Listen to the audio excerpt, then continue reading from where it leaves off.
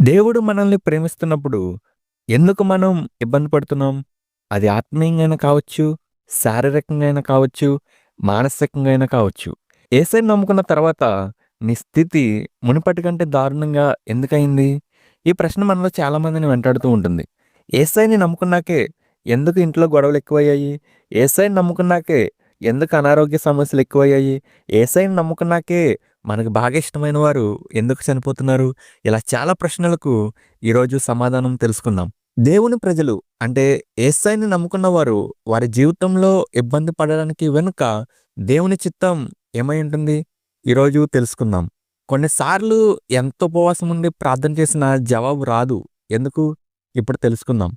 అన్నిటికన్నా ముఖ్యంగా మనం యేసయ్యని ఎందుకు నమ్మాలో తెలిస్తే పైన ప్రశ్నలన్నిటికీ జవాబు మనకి దొరుకుతుంది. మనలో ఆత్మ, శరీరం, ప్రాణం ఈ 3 ఉంటాయి. అన్నిటికంటే ప్రాముఖ్యమైనది, శాశ్వతమైనది, నిత్యం ఉండేది మన ఆత్మ. అంటే ఎవరో కాదు మనమే. మన ఆత్మ ఈ భూలోకంలో నిత్యం ఉండదు.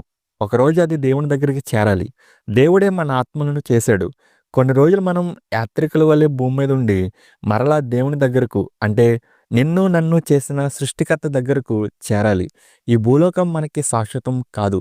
ఒకరోజు నువ్వైనా నేనైనా ఈ భూలోకంలో ఉన్నవాళ్ళని, ఈ లోకాన్ని వదిలి వెళ్ళిపోవాలి. ఇది క్రమం. ఇది దేవుడు నియమించిన క్రమం. అయితే దేవుడు చేసిన వాటన్నిటిని పాడు చేసే పనిలో సాతానుగాడున్నాడు. వాడు దేవుడు చేసిన ఈ అద్భుతమైన సృష్టిని పాడు చేస్తున్నాడు. దేవుడు తన పోలికలో చేసుకున్న నిన్ను నన్ను పాడు చేస్తున్నాడు. వీడు పాడు చేసి చేసి మొదటి మానవులైన ఆదాము దగ్గర నుండే మరణం అనే దాన్ని తీసుకుని వచ్చాడు. అంటే ఇక్కడ చిన్న క్లారిటీ ఇవ్వాలి. మరణం అంటే ఆత్మ, శరీరం వేరయ్యే ఈ భౌతికమైన మరణం కాదు. నేను మాట్లాడేది ఆత్మీయ మరణం. ఆ మరణం చాలా భయంకరం. ఏకంగా దేవుని నుండి మనల్ని వేరు చేసి మన ఆత్మను భయంకరమైన చీకటి అంధకారంలో పెట్టేస్తది. బైబిల్ దీనిని రెండవ మరణం అని పిలిచింది. తన స్వరూపంలో తన పోలికలో చేసుకున్న మనిషి సాతానుగాడి మాయలో పడి ఆ శాశ్వతమైన మరణం అంటే దేవునికి దూరమయ్యే ఆ భయంకరమైన స్థితి నుండి మానవుణ్ణి రక్షించాలని, కాపాడాలని, మళ్ళీ మునుపటి వలె దేవుడు మనుషులు కలిసి ఉండాలని, దేవునికి దగ్గరగా మనుషులందరూ ఉండాలని ఎప్పుడో 2000 సంవత్సరాల క్రితం యేసయ్య ఈ భూమి మీద ఏ మనిషి అయితే దేవునితో ఉండలేకపోతున్నాడో, ఏ మనిషి అయితే సాతాను మాయలో పడి దేవునితో ఉండే ఆ గొప్ప భాగ్యాన్ని పోగొట్టుకుంటున్నాడని ఆ మనిషిలాగే పుట్టి, చనిపోయి, తిరిగి లేచి దేవునికి, మనుషులకు మధ్యవర్తి కింద ఉండి మనకి ఒక దారిని సిద్ధం చేశాడు యేసయ్య. చాలామంది రెండవ మరణం అంటే నరకానికి వెళ్ళడం అనుకుంటారు. కాదు, దేవుని ఉద్దేశం వేరేదుంది. నరకంలో నువ్వు బాధ, వేదన అనుభవిస్తావు. దానికన్నా భయంకరమైనది దేవునికి దూరంగా, దేవునికి వేరైపోతావు ఆ సమయంలో. ఇది నరకంలో బాధ అనుభవించేదానికన్నా భయంకరమైనది, బాధాకరమైనది. ఒకసారి ఆలోచించు, ఈ విశ్వం అంతా దేవుని ఆధీనంలో ఉంది. సాతాను కూడా దేవుని కిందే. దేవదూతలు, వేరే వేరే ప్రపంచంలో ఉన్న వ్యక్తులు, భూలోకంలో ఉన్న మనం అంతా దేవుని కిందే. అలాంటి దేవునికి దూరంగా, దేవునికి వేరైపోవడం అంటే అది ఎంత భయంకరమైన విషయం. అంత భయంకరమైన స్థితిలోకి నువ్వు నేను ఉండకూడదని, ఎవరు వెళ్ళకూడదని యేసయ్యే వచ్చి చనిపోయాడు. ఇది చాలా సీరియస్‌గా తీసుకోవాలి. దేవునితో వేరవ్వడం ఎంత భయంకరమైన సంగతి కాకపోతే యేసయ్య వచ్చి చనిపోతాడు. మాటతో సముద్రాలని, ఆకాశాలని చేసిన దేవునికి ఇది ఒక లెక్క. కానీ ఎందుకంత బాధ, వేదన అనుభవించాడు? ఒకసారి ఆలోచించు. ఇంత భయంకరమైన స్థితిలోకి మనం వెళ్ళకూడదని యేసయ్యని ఎవరైతే సొంత రక్షకుడిగా అంగీకరిస్తారో, ఆయనను నమ్మి ఆయన నామంలో బాప్తిసం పొందుతారో వాళ్ళందరూ దేవునికి దగ్గరగా ఉండేలాగా యేసయ్య మనకి దారై, మార్గమై ఉన్నాడు. ఇందుకు మనం యేసయ్యని నమ్మాలి. అయితే నువ్వు దేనికోసం నమ్మవు? యేసయ్యని మనం మన ఆత్మ రక్షింపబడాలని నమ్మాలి. అయితే చాలామంది ఆరోగ్యం కోసం, ఆస్తుల కోసం ఇంకా చాలా కారణాలున్నాయి. వాటి కోసం నమ్ముతారు. అంటే తప్పు నమ్మిన వారిది కాదు. సాతాను గాడు ఇక్కడ చిన్న ట్రిక్ వాడాడు. అందరూ వాడి మాయలో పడిపోయారు. ఇప్పటికైనా తెలుసుకోండి. యేసయ్యని నమ్మితే లోకం మనల్ని ద్వేషిస్తుందని యేసయ్య చెప్పాడు. యేసయ్యని నమ్ముకుంటే అందరూ దూరం అవుతారని యేసయ్య చెప్పాడు. యేసయ్యని నమ్ముకుంటే కష్టాలుంటాయని యేసయ్య చెప్పాడు. యేసయ్య చాలా స్పష్టంగా చెప్పాడు. కానీ సాతాను నిన్ను ఒక మాయలోకి తీసుకుని వెళ్ళాడు. యేసయ్యని నమ్ముకుంటే అదొస్తదని, ఇదొస్తదని, ఈ అవసరాల కోసమే నిన్ను నమ్మేలా చేసి అసలైన విషయాన్ని గాలికి వదిలేసేలా చేశాడు. యేసయ్యని మనం మన ఆత్మ రక్షింపబడాలని నమ్మాలి. ఇంకా వేరే వేరే అవసరాలంటావా? అవన్నీ ఆయన్ని నమ్ముకున్నందుకు ఆయన నీ బాగోగులు చూసుకోడా? నీకు తిండి పెట్టలేడా? వీటి కోసమే యేసయ్యని నమ్మాలా? అసలైంది ఒకటుంది. అది మన ఆత్మ. ముందు అది రక్షింపబడాలి. అందుకు యేసయ్యని నమ్మాలి. యేసయ్యని ఎందుకు నమ్మాలో నమ్మితే మిగిలినవన్నీ ఆయన చూసుకుంటాడు. యేసయ్యని నమ్ముకున్న వారికి దేవుడు అన్నీ ఇస్తున్నాడు.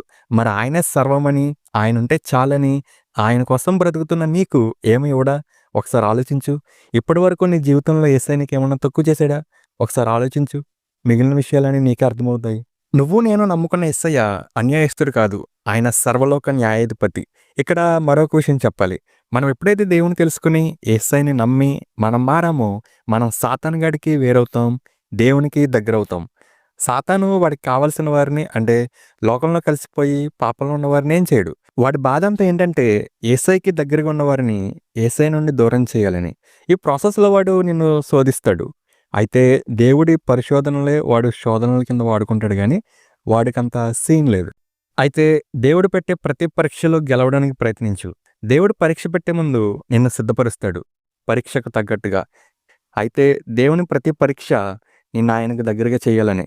వేరే ఉద్దేశం ఏం లేదు. నిన్ను ఇబ్బంది పెట్టాలన్న ఆలోచన ఆయనకు అస్సలు లేదు. మనం ఒకరోజు చనిపోయి దేవుని దగ్గరికి వెళ్ళాలి. అక్కడ ఇలాగే ఉంటే మనం అక్కడ ఉండలేము. కాబట్టి దేవుడు మనకి ఆ పరిస్థితులు అలవాటయ్యేలాగా కొన్ని కొన్ని నేర్పిస్తాడు. మనం నేర్చుకోవాలి. ఒకటి గుర్తుపెట్టుకో. దేవుడు నిన్ను పరిశోధిస్తున్నప్పుడు నువ్వు ఆయన అరచేతిలోనే ఉన్నావు. ఆయనకు దగ్గరగానే ఉన్నావు. దూరంగా ఏమీ లేవు. ఇదొక్కటే గుర్తుపెట్టుకుని ముందుకు సాగిపో. ఈ లోకంలో ఎలా బ్రతికినా పర్వాలేదు. కానీ మన గురి యేసయ్యని చేరాలి. ఆయనతో నిత్యం ఉండాలి. ఇదొక్కటి మనసులో పెట్టుకో. ఇబ్బందిలా అనిపించదు. ఒకడు లోకాన్నంతా సంపాదించుకొని వాడి ఆత్మను పోగొట్టుకుంటే వాడికేం ప్రయోజనమని యేసయ్య చాలా గట్టిగా చెప్పాడు. ఏమున్నా లేకున్నా యేసయ్యని కలిగుండు. నీకన్నీ ఉన్నట్లే. అలా కాకుండా అన్నీ ఉండి యేసయ్య లేకపోతే నీకున్నవన్నీ సున్నా. గుర్తుపెట్టుకో. చివరగా ఒక విషయం చెప్తాను. దేవుని ముందు, యేసయ్య ముందు మనమెంత?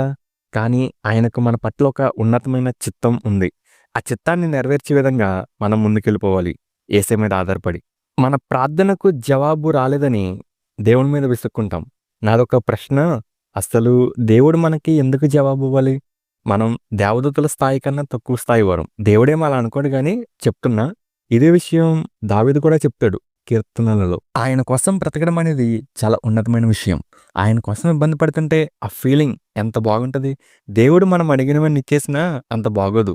మన ఆత్మీయ జీవితం జీవం కలిగి ఉండాలంటే, దేవుని మీద మనం ఆధారపడాలంటే కొన్ని జవాబు వస్తే బాగుంటది. కొన్ని రాకపోతే బాగుంటది. అప్పుడే దేవునిపై ఇంకా ఎక్కువ ఆధారపడతాం. కష్టాలున్నప్పుడే దేవునిపై భయం కలిగి దేవుని కింద అణిగి ఉంటాం. అదే మనకి క్షేమం. కష్టాలేమీ లేకుండా అన్నీ అనుకున్నట్టు జరిగిపోతే ఆత్మీయ జీవితం అంత రుచిగా ఉండదు. ఒకసారి ఆలోచించు.